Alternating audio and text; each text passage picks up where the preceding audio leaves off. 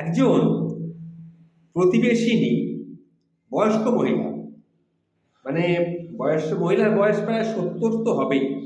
হঠাৎ দেখি তিনি তার বাড়ি থেকে কান্নার শব্দ ভেসে আসছে। তা আমি আমার গিন্নিকে বললাম, দেখো তো কান্নাকাটির শব্দ ভেসে আসছে কেন, একটু খোঁজ নাও তো। তখন গিন্নি সেখানে গিয়ে কি দেখলো পরে এসে আমাকে বলেছিল। ঘটনাটা আপনার সামনে একটু বলি।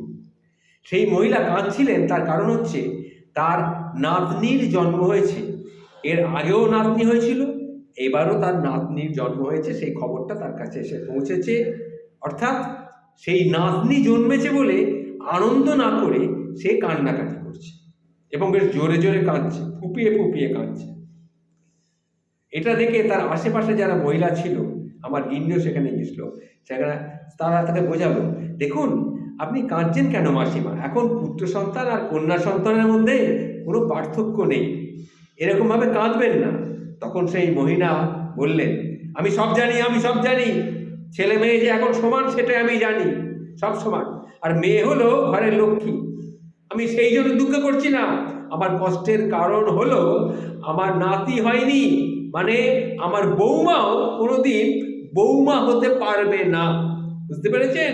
বউয়ের শাশুড়ি হওয়ার যে কি কষ্ট, কি যন্ত্রণা, সেটা ও কোনোদিন বুঝতে পারবে না, এই জন্যেই আমি কাঁদছি।